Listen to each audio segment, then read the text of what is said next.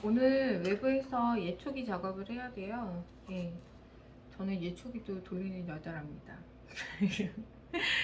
보통 예초기는 엔진식하고 그 다음에 가스식도 있고요. 요새는 전기 충전식이 있어요.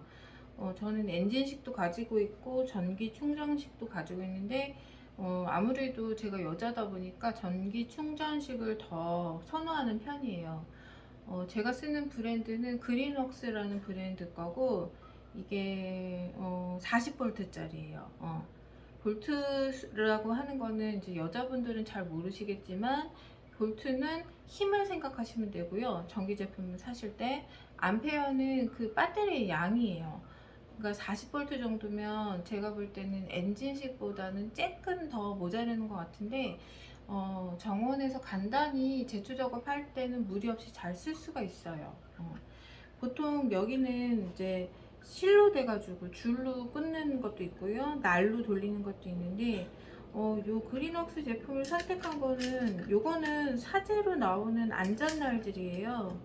그 홈쇼핑 같은 데서 보셨을 거예요. 어딘가 딱 부딪히면 이 날이 자동으로 쏙 들어가거든요. 저는 이거를 잘 써요. 그러니까 저기 실로 된 것들은 실들이 너무 금방 닳고, 그 다음에 쇠로 된 2도날이나 3도날이나 톱날 같은 경우는 사실 좀 위험하거든요. 그래서 저는 이 안전날로 꼭 교체를 해서 씁니다. 안전날을 새로 샀어요. 새로 사서 이것도 오래 쓰다 보면 날이 막 닳거든요. 그래서 신랑 보고 교체해 달라고 했어요. 오늘 이걸 아마 쓸 거예요. 저는 되게 이런 기구들 있잖아요. 전동기구 뭐 이런 거 너무 욕심이 많아서 전동기구도 되게 좋아하고 수동기구도 좋아하고. 저는 여자로 태어났지만 아무리 봐도 제가 봤을 때는 남자로 태어나는 게 맞았었을 것 같아요. 이런 거 굉장히 좋아해요. 저희 신랑이 막 말릴 정도로. 너무 좋지 않아요?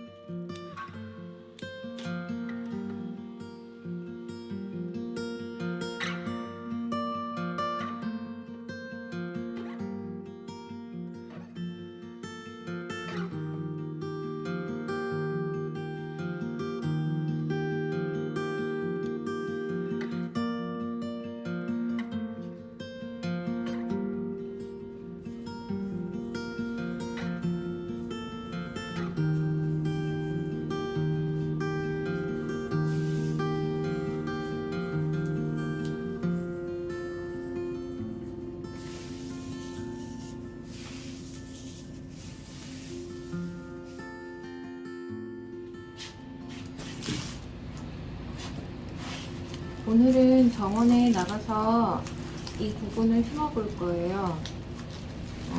인터넷에 보니까 코끼리 마늘이라고 해서 돌아다니더라고요.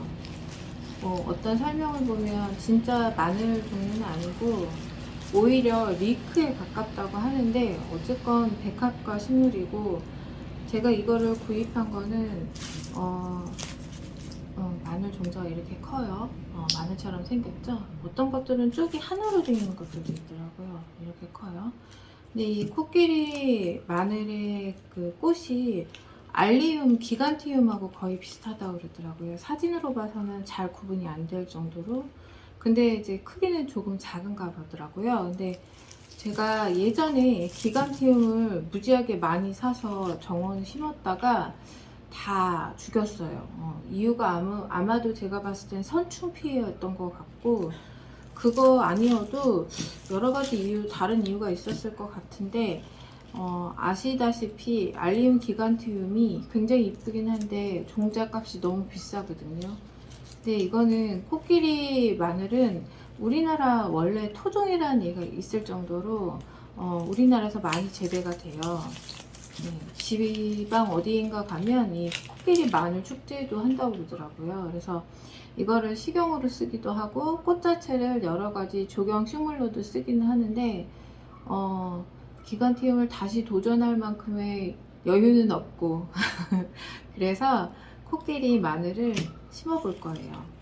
얘도 결국은 가을에 꽃을 심는 추식구근이죠. 예, 추식구근이고 내년 봄에서 여름으로 넘어갈 때 꽃이 피는 식물인데, 얘는 보통 구근류들은 어떻게 심는지 잘 모르시는 분들이 많은데, 모든 구근류들 보면 위하고 아래가 있어요. 얘는 그래도 구분하기가 굉장히 쉽죠.